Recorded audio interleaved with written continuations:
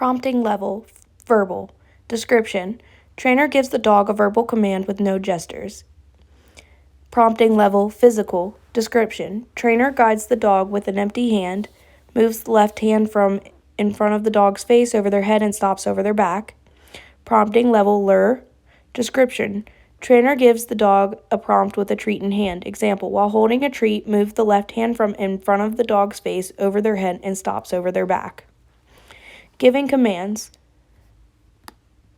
1. If you give a command, you must follow through with the command. If you say sit, then the dog must sit. Otherwise, the dog learns that she doesn't always need to do a command she is given. 2. Do not repeat commands. Say sit only once, wait 5 or so seconds, and if the dog doesn't respond, give a physical prompt and repeat the verbal. Otherwise, the dog learns that she doesn't need to respond to the first command you say. 3. Pay attention to your tone of voice. Don't give commands in a stern, angry tone. Use an upbeat tone of voice when training. 4. Vary the volume of your voice. Whisper a command sometimes. Occasionally, pretend the dog just ran into traffic and give the command. We want the dog to learn to respond to all different kinds of tones of voice. Prompting. 1. If the dog does not respond to a verbal command, then give the dog a physical prompt. If she doesn't respond after 5 to 10 seconds, give a lure.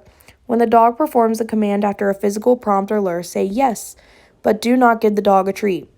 2. Unless you are luring, see above. Don't have treats in your hand when giving the dog command.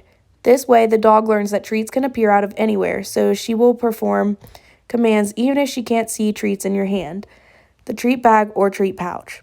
3. Make sure that if you are giving a verbal prompt that you do not signal the dog with your hands or body language. For example, when saying stay, don't hold your hand in front of the face of the dog, or when you say down, don't lean toward the dog. 4. Be patient. Don't start a physical prompt a second after you give the verbal prompt. Wait approximately 3 to 5 seconds. Consequences. 1. We use yes to tell the dog she did something correctly. This statement is short and quick and said in a high-pitched tone of voice. 2. Timing is extremely important. Deliver your yes immediately following the appropriate response from your dog. For example, as soon as your dog's butt hits the ground for a sit, say yes. 3. Do not give a treat for every correct command performed. The behaviors will actually be stronger if you only give treats intermittently. Always follow correct behaviors with a yes. 4. If you used a lure, do not deliver a treat on that trial. Only deliver a yes. Troubleshooting. 1. If your dog isn't performing a well-known command correctly, go back to kindergarten. This means that you should add a prompt or a lure to the next trial or go back a few steps in shaping. 2. If you use a treat pouch, don't use it all of the time. If you do, the dog will learn that she only gets treats if you have the pouch on. We want the dog to think that treats can appear out of thin air and we delivered at any time. 3. If your dog stops responding or seems sluggish, switch to a different type of treat.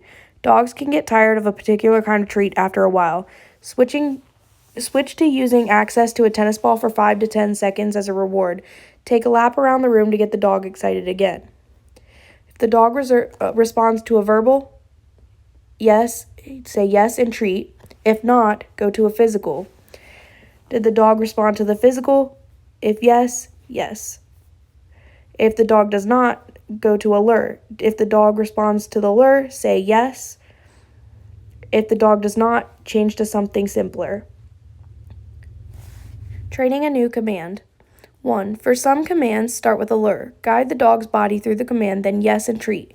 Repeat this several times. You may not be able to guide the dog through the whole command at first, so guide a quarter of the way or halfway, then yes and treat. Keep adding more and more of the command across trials. A. As soon as possible, switch to a physical prompt, in which you lead the dog through the command with an empty hand.